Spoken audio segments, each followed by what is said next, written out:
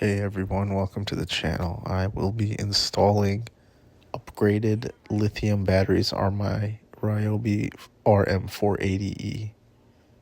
Let's get right into it. 1, 2, 3, 4. These are the batteries that I'm putting in. They are 12 volt 100 amp batteries. Definitely much lighter, but we'll see how this goes. First thing you gotta do, I kind of already did, was lift up the seat here, disconnect this cable stuff, pouch right here, unscrew the screw that's holding this down, and disconnect this cable.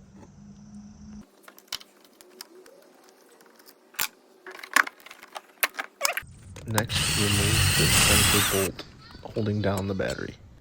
Next, remove the 4 screws holding in the back cover to expose the battery. Next, you have to remove these 2 13 mm bolts. Gently pull out all the batteries. I'm using a jack to hold it level while I pull it out. You do not have to pull the batteries out all the way. Just far enough to expose all of the terminals. Now remove the terminal covers. Mind the pattern and orientation because the lithium batteries will be installed in this way. I started unscrewing the terminals with a 10mm socket. The middle wires needed to be exposed so I could remove the bracket.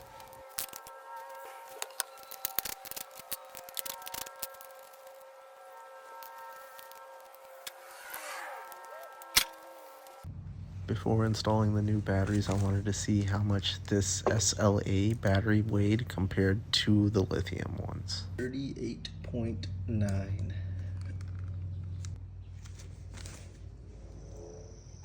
18.4.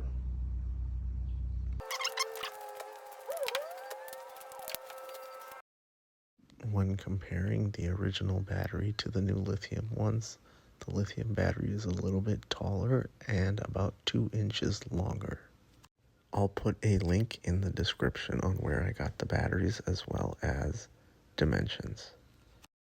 Because of these batteries, I initially thought I had to bottom out the brackets on each side of the battery holder, but I ended up removing one whole side completely. Now all 4 batteries fit in. The front is bottomed out for now, but I will tighten it up after I get these batteries connected up and the spacer put back in here. So I had a bit of an issue getting this. It was just a little too narrow for this to fit through, but now I got it to fit through. And what I did was, this usually has 2 nuts on each side. I took the other one off, and now it's like, this is as low as it'll go, while still being able to tighten it. Here I did a little bit of a test fit to make sure nothing was obstructed. After putting in the bracket and securing the batteries, I started working in reverse order from where I ended and started putting in the wires and connecting all the batteries. Disclaimer here, if you did notice it, I put the battery bracket in the wrong direction. It is sitting incorrectly, but it needs to be flipped. I loosely secured the wires to the terminal just in case I needed a little room for adjustments.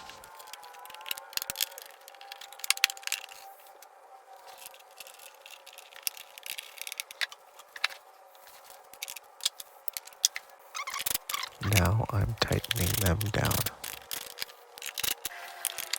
Next step is to carefully put the terminal covers back on.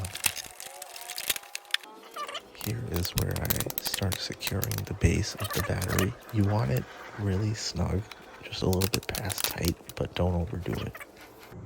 Slide it in gently. It is super light compared to the older batteries. When you're pushing it in, if this is sitting on top, it's going to catch on for the rear bar, so just kind of tuck it in. Now lock in the battery brace to the frame. Don't forget the spacers. Well, as you can see, I messed up here. The bar is supposed to be the other way, which is what holds this down, kind of like this. But this is not long enough to reach it. It's supposed to be here. It's not a huge deal. Now secure the center bolt.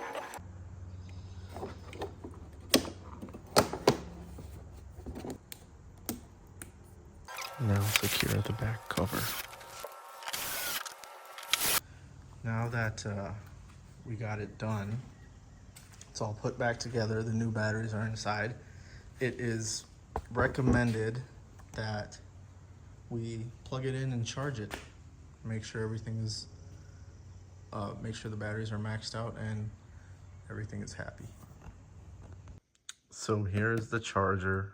I'll put a link in the description, but this is what you got to switch to because the OEM Ryobi charger is trash for the lithium batteries.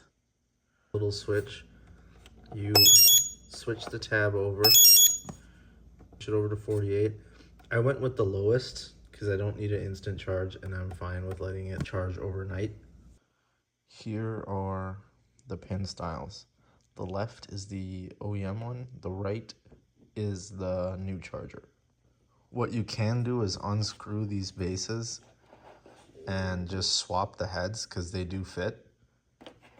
It does take a couple minutes to do, if not longer, but an even simpler way is to break off the tabs on the inside of the charging port, and the new one just fits right in.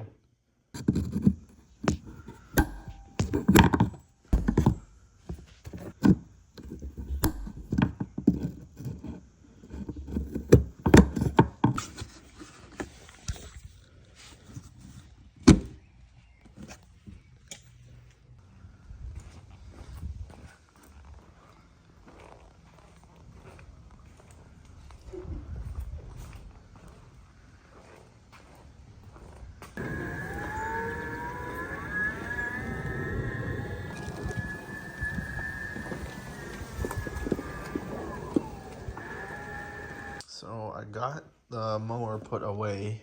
It's been about 2 weeks since I put the battery in. It has been mowing very, very nicely, very, very efficiently, and the battery basically takes a very small hit. I've been running it with the bagger since my grass got really, really tall, but take a look here. I got about 14 bags. And the battery was still like above 60%.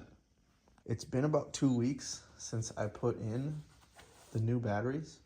This mower has been, it's been going very, very well. I've been having a really good time on it.